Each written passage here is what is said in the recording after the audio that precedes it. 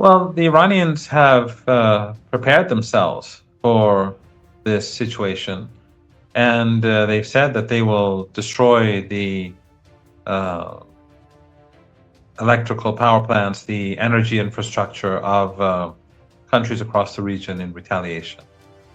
And I think it's clear as day what will happen. These countries will not be able to continue to exist. I mean, there are quite a few people in the Persian Gulf that have the ability to keep their homes, uh, the electricity in their homes, working through these uh, their own private uh, machinery, but ultimately it's that the regimes will fail. There's no possibility that the Emirates will last if they don't have electricity or desalination plants. If they don't have desalination plants in Qatar or electricity, it's just not sustainable. Everyone will have to leave. Again, they may have these mini generators that can work for a few wealthy families or part of the population for a few days, but that's not going to uh, be nearly adequate to sustain society. So people will have to leave. And then, more importantly, uh, when Iran targets the oil and gas facilities, that will be the end of the exports from this region for the years to come. And I believe that that will create a panic on the global markets because until now, the question has been when will the Strait of Hormuz be reopened? And when will the oil and natural gas, or LNG, and helium and fertilizers and so on get back onto the global markets? And how can the global markets be spared or the global economy be spared from a recession? But once this happens, then I think we're going to see a panic in the markets and collapse because there's no way that Trump or anyone else will be able to manipulate the markets anymore. People will be seeing scenes of burning infrastructure, and it will become clear to everyone that if the Strait of Hormuz is open tomorrow as a result of another MOU or another agreement between Iran and the United States, it won't really matter anymore. There will be nothing left to export. These countries will have collapsed and their facilities will have been badly damaged or destroyed. So, what the United States is threatening to do basically in the next couple of days alongside the Zionist regime, because at the end of the day, it's the Zionist regime that's behind it. It's not the United States. It's the Zionist lobby, the Israeli regime. We're seeing their propagandists in the United States pushing day and night for all-out war. I was just on Piers Morgan, and they were advocating all-out war against Iran. It's clear that the force behind the driving force behind this conflict is the Israeli regime. But if this, I think it's clear to the Americans that this will be catastrophic for the global economy and the U.S. economy. But it appears, I mean, if this happens, it's clear that the United States has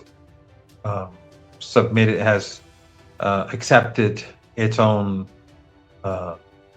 depression, accepted having an economic depression and economic ruin for the sake of the Zionist lobby. It's not going to end well for the Israeli regime, because ultimately people across the world are going to recognize who has brought about this catastrophic situation, because an economic depression is going to affect you in Brazil, it's going to affect people in Japan, it's going to affect people in South Africa, it's going to affect people in Argentina, in Nigeria. No one is going to be spared. And everyone will know who brought this about. It was Trump and Netanyahu and the forces that push the United States, meaning Zionism and the Zionist regime, towards this economic cliff. So we'll have to see. I mean, last night in Iran, some people were awake at night and to see what will happen. I did get up for morning prayers, and nothing. Obviously, nothing happened. So I went back to sleep. But some of my friends were up till then, and they were waiting to see what would happen. But we'll have to wait and see what happens tonight. I mean, I would have thought that they would do this last night after the markets closed, because tonight and tomorrow night is would be when the markets begin to reopen in Asia. But nothing would surprise me anymore. Nothing surprises me. And it will be very difficult for the United States and the Israelis to destroy Iran's critical infrastructure, because Iran has a large number of power plants across the country. It will cause damage. It will cause electricity shortages. But it's much easier for Iran to do huge damage, because all of the, as you know, and as your viewers know, all of the assets of the regimes that are collaborating with the United States against Iran are right alongside the shores of the Persian Gulf. There are oil facilities, there are gas facilities, there are power plants, there are desalination plants. They're very easily accessible. And then, of course, this is without including the reality that Yemen has been provoked into war by the Saudis for some very foolish reason. It is said that the Americans pushed them in that direction, but the Saudis have provoked Yemen into waging war, and of course the Yemeni people are now demanding an end to the barbaric siege. The irony now is, of course, that the Saudis are creating this coalition of countries who want to help Saudi Arabia preserve this barbaric siege. And most of these countries did participate, or many of them did participate, when the Saudis began the genocidal war against Yemen. They supported the Saudis from the very beginning, and they assisted in the starvation of the people of Yemen and the slaughter of the children of Yemen for years. Some of them, of course, later tilted away from Saudi Arabia after the Saudis besieged Qatar. Qatar and Turkey moved away, not for reasons of principle, but because of the conflict that Qatar had with the Saudis and the Emirates, not because of any feelings towards the people of Yemen. But this coalition is not going to succeed. What are they going to do? They can't stop Yemeni drones, and they can't stop Yemeni missiles, and they can't invade Yemen. So they don't have the capabilities of the United States, and of course, people are going to be asking each and every one of those coalition members, "What did you do for Gaza? Why is there no coalition to support the people of Gaza? Why was there no coalition to support the people of Lebanon? Why is there no coalition to put pressure on the Israeli regime?" It's only a coalition is only worth creating when it's an ally of the United States that is being punished for a war that it imposed on the people of Yemen, a genocidal war that it imposed upon the people of Yemen. I mean, these countries may be able to mobilize a segment of their societies to support renewing the genocide against Yemen, or renewing the Saudi war or strengthening the Saudis in their war against the Yemeni people. But a lot of people are going to become increasingly skeptical about those governments that participate. Now we'll have to see if anyone actually does, because the Saudis have announced this coalition, but it's not going to work. It's going to do is it's going to humiliate anyone who is seen assisting the Saudis against the besieged people of Yemen. But in any case, they've awoken Yemen, and now the strikes on Iraq have created outrage across Iraq, and the Iraqi resistance says they're going to punish the Saudis after Arba'in, after the 40th day, after the ceremonies marking the 40th day after the martyrdom of Imam Hussein, the grandson of the Holy Prophet. So it's strange how Saudi Arabia brought this upon itself. First, bombing an international airport in Yemen, and then bombing Iraq, even though Yemen said very openly that we fired drones and missiles at Saudi Arabia. Saudi Arabia said, no, it wasn't Yemen, it was the resistance in Iraq. And the belief here in Iran is that the Saudis are blaming Iraq because they're afraid to confront Yemen. So they're like seeking some other entity to strike. And of course, most of the strikes were carried out by the Americans. But what they've succeeded in doing is angering the Iraqi people, especially near Arba'in, where the people in Iraq are focused on commemorating the martyrdom of Imam Hussein, his struggle against the despot of his era in support of the press, and it makes people see the parallels. So this is not going to end well. If the United States attacks Iran and escalates, this will be catastrophic for the world economy. And I think many people just simply don't know what's about to hit if this happens.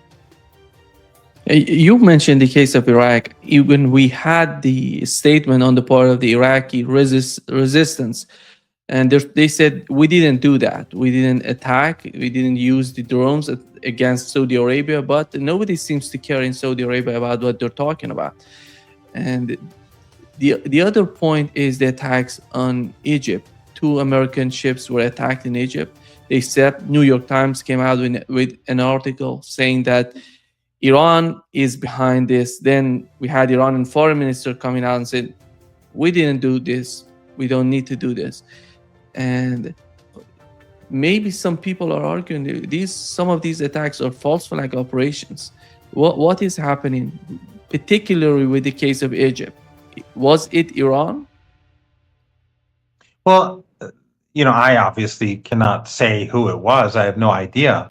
But you do know that a number of cells linked to Ukraine were arrested in Iraq, and they were firing drones at different groups in Iraq, opposing groups. So they fired drones at supporters of Iran. They fired drones at supporters of the United States. They fired drones at and it was clear from their actions that they were trying to create conflict and internal strife.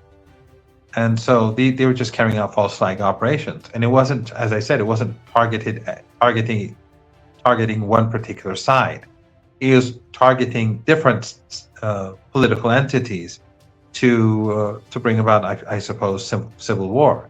So you can imagine that this sort of thing could happen in Egypt. It could happen in Saudi Arabia. Although, I mean, the Yemeni armed forces, they took responsibility. They claimed responsibility for strikes on the Saudi oil industry on 2 separate days. The Saudis, when they failed to acknowledge that, and then on the subsequent day, the Saudis spoke of drones coming from Iraq, but there's no evidence of any strike on Saudi facilities that day. So it could be that the Saudis were just making it up, and on the 3rd day nothing happened. But on previous occasions, Yemen said, we did it, and Saudi Arabia just ignored that, said, no, it came from Iraq. The Iraqi government says, we have no evidence. The resistance says it has nothing to do with us. And then the Saudis actually bombed bases that belong to the Popular Mobilization Forces that are a part of the Iraqi army. They killed Iraqi soldiers and Iranian soldiers, by the way, Iranian trainers who were there as well. Well, it was the Americans and the Saudis. I should keep reminding people that most of the strikes were carried out by the Americans. But the point is that there could be a combination of false flag attacks, like in Egypt, perhaps. That's what the Iranians are saying. There could be just also alongside that the foolishness of Saudi Arabia. I mean, the Saudi regime is not known to be uh, uh, uh, one that is very wise. Remember, Mohammed bin Salman, he beat up the Lebanese prime minister, physically beat him up, the former prime minister Hariri. He murdered Jamal Khashoggi, someone who I knew personally, and I'd met many times in different places. He murdered him in their own consulate and got rid of his body in, I think, acid, and it caused an uproar, and then pretended that nothing happened. I mean, this is not a wise leadership. Then he started the genocidal war with Obama greenlighting it in Yemen, because he considered Yemen to be Saudi Arabia's backyard. And after years of genocidal war, he was forced to accept a ceasefire. And then, of course, he imposed a siege on Qatar, who was his ally. And Iran basically saved Qatar. Iran allowed Qatar to use its airspace and its sea routes to survive. And Qatar, of course, never really returned the favor, did the opposite in the long run. So this is a leader whose history of leadership is full of extraordinarily foolish acts. And then again, going back to Yemen, bombing Sana'a International Airport and carrying out an act of war. I mean, he obviously wanted to prevent Iran from breaking the siege that he imposed on the Yemeni people. But to bomb an international airport as a plane was about to land, a passenger plane, that's not the sign of a sane and wise leadership. But it's a sign of the times, because Trump and all the leaders that we're seeing now in the Western world and among their proxies, none of them have shown any sign of wisdom for the last few years, whether for good or for ill. They're just not. They just have. They've been very foolish. We have. Let's assume if the United States, together with Israel, finally decide to attack Iran, they have to use Saudi Arabia airspace, Iraqi airspace, all the region. Does that mean that the acts of resistance going to come out together with Iran, Yemen, Iran, and other parts of the acts of resistance to respond to that? Well, already Yemen is at war with Saudi Arabia. They've created a counter siege. We have to remember that the Saudis have a siege on Yemen, and it's been going on for years. Now Yemen has finally imposed a counter siege. And again, in a very bizarre act, a number of countries are joining a Saudi coalition to support Saudi Arabia, despite what it's done to Yemen. It's all about money and resources and that sort of thing, but it's going to fail, and as I said, it's going to demolish the image of those countries, whoever does effectively get involved, if any do. But Yemen is already in, and as I said, the resistance in Iraq said that as soon as Arba'in is over, I was invited to go to a program in Karbala for Arba'in, but I really would have liked to go, but I thought, if the United States attacks Iran, it's best for me to be here. So, but Iraq has said that after Arba'in, they're going to strike back. So it's already, the escalation has already begun. And if the United States attacks Iran, all those countries are in bed with the United States. They don't have to use everyone's airspace. They are all involved. They have U.S. bases. They have assisted the United States. From Kuwait, even Oman, let alone Qatar and Bahrain and Saudi Arabia and the United Arab Emirates. All of them are complicit. Jordan, and of course the Israeli regime. So the Iranian response will be devastating. As I said, and then you have Iraq and Yemen, which are already in. and they're going to take advantage of that situation as well. This is not an outcome that will end well for the United States. There's just it's just going to lead to collapse. I think that the Arabian Peninsula, the map of the Arabian Peninsula will just change. We're going to have a different future, a different political, where the borders of countries will change. The names of countries will change. This is going to be very big if the United States carries out its threats. If it really moves in that direction, this is going to bring about great change, and of course, it's going to bring about global tragedy. I mean, look at what happened in Morocco, right? Now, in the case of Morocco, this was obviously not organic. This was the Americans and the Israelis who were behind it. There's evidence of this, and so on. I don't want to get into the Moroccan Spanish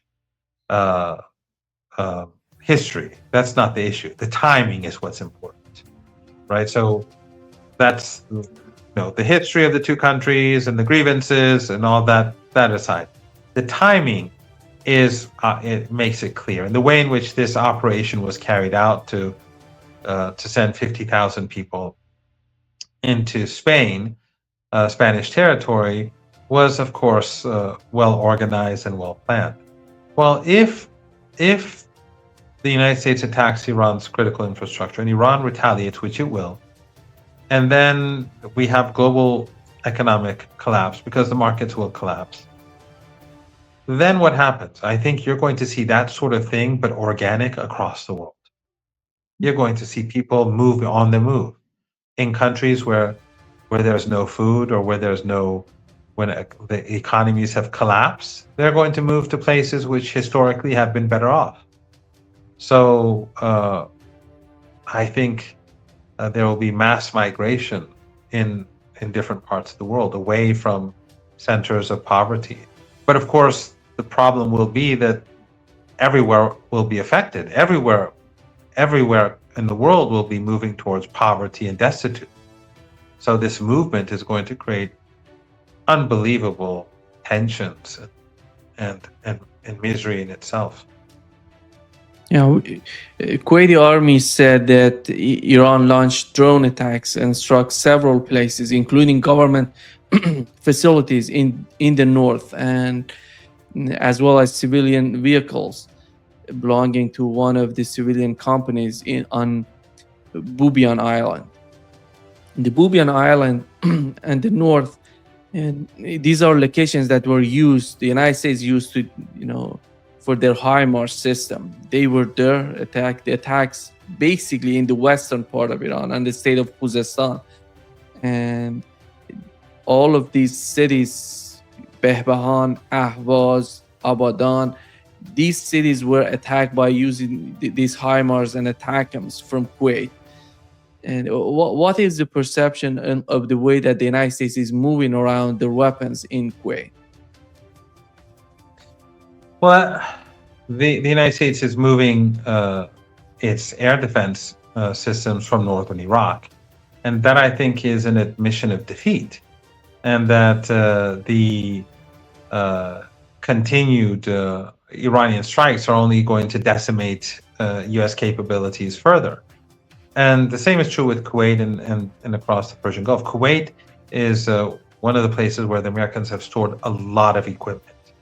And a lot of that equipment is to help the United States if it decides to carry out a land offensive against Iran and take islands or Hark Island, for example, or territory along mainland, they choose to assault the mainland.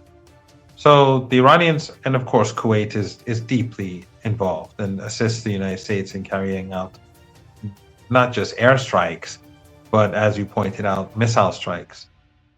So the Iranians are focusing on Kuwait. They've been focusing more on Bahrain because of the large amount of American equipment there, Kuwait, and of course Oman, or Jordan, Jordan, because of the U.S. Air Force and the capabilities that the United States has gathered there for a possible airstrike or series of airstrikes or air campaign against Iran. So these are the areas that the Iranians are focusing on. But again, have no doubt, if the United States escalates, the nature of the war will change. Iran will no longer be targeting U.S. assets or maybe a couple of Kuwaiti assets in the north. They'll be going for the electrical power plants. They'll be going for the uh, uh, refineries and the oil installations, and they'll destroy it all. And they'll destroy the ports. And within